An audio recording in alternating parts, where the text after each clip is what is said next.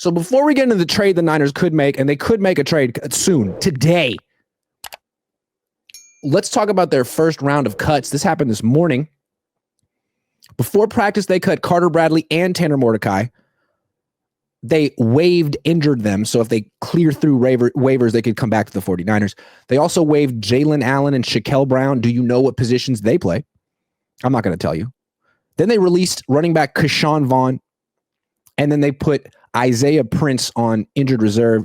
Those are the initial moves. It's interesting that they waived injured Bradley and Mordecai. It's not surprising, but it's interesting because we know that the Niners were kind of wasting their time with these backups who are practice squad guys at best. Both of them were limping around in that final game the other night, and now the Niners really don't have a third quarterback. I mean, well, you could put one of those guys on the practice squad, but maybe the Niners would actually like to have a third quarterback plus the practice squad guy who would be the fourth quarterback, considering they have serious injury issues every year, and this year seems to be another one of those years. So, okay, is there a quarterback out there the Niners could trade for? Is there a quarterback out there? And remember, John Lynch, I saw him in practice today. He was on the phone. He was talking to someone on the phone. This clearly indicates that the Niners are going to make another trade. How else could you interpret John Lynch talking on the phone? So I'm thinking, what about Deion's kid? What about Shedeur Sanders? Is he good? No, not particularly. But I think that doesn't necessarily mean he doesn't have a spot on this team right here, because they have a lot of not good players on the 49ers this year. They have a ton of them. They have some really good players, but a lot of not good players as well. And if they're looking for one more, Shedeur could fit right in. He's a guy you talk about a guy who can get himself sacked. He's got a lot of Jimmy Garoppolo in him, going down. So I think we've seen what Jimmy Garoppolo could do in this system. Why not bring in Shedeur Sanders? Oh, just because there's a circus that follows him around? So I love the circus. The circus is underrated. Does the circus still exist? People talk about circuses and stuff. I would love to go to the circus, see an elephant stand on a ball. Do they do that? Bearded lady? I want to go to the circus, but that's the thing. Shedeur Sanders seems like he's the ringleader. And I don't know if the Niners want that. They really like to have boring backup quarterbacks, which I understand. But selfishly, as a content creator, you bet your ass I want Shedeur Sanders on this team. Not because it would be good for the 49ers, but because it would be good for me. It would give me things to talk about. Although I think it'd be bad for coverage in general, because you would see everyone would just start talking about Shedeur Sanders every day. Do you ever notice when you go on ESPN.com or any national website that talks about football, the NFL, it's Shedeur Sanders article after Shedeur Sanders article, which is probably why Browns head coach doesn't want him. It's like, man, why is Shedeur Sanders the most famous player in the NFL right now?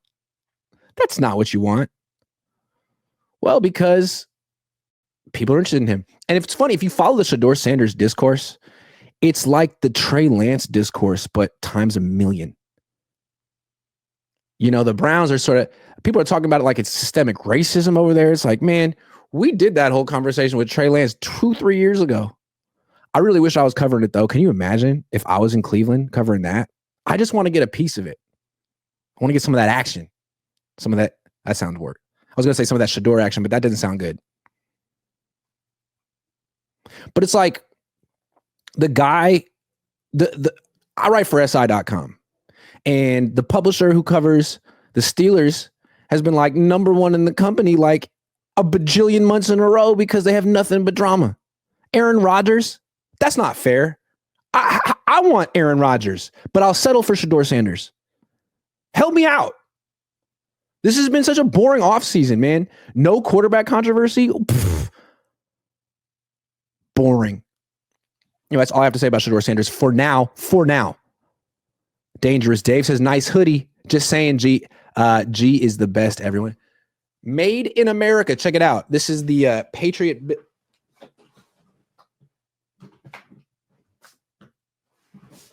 Dangerous Dave gave it to me. I met him. He is, in fact, dangerous, which is why I'm so happy he's my friend. 6'8". Almost was a UFC fighter, but he's my friend. So step off, because if you mess with me, you're going to have to go through Dave, unless he's on the other side of the country. I'm not going to tell you where he is. JDM 4087 says, you should check out the latest episode of Raw Room.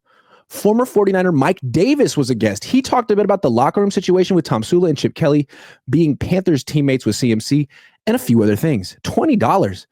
Well, since you gave me $20, I will definitely check out the latest episode with Mike Davis. I remember Mike Davis, South Carolina. Did you see Mike Davis call CMC selfish? Oh my goodness. I called him greedy today. I think there's probably a lot of evidence that. What do you think Jordan Mason thinks of Christian McCaffrey? Aren't all professional athletes selfish to a degree, though? I mean, how many guys are like, yo, come take my job. Come show everyone that you're better than me. Come on, get on the field. Fair is fair. I've been tearing it up. Your turn. Doesn't really work that way. Petty AF. I mean, you're petty AF, right? You should understand. I think Sanders would be a step up.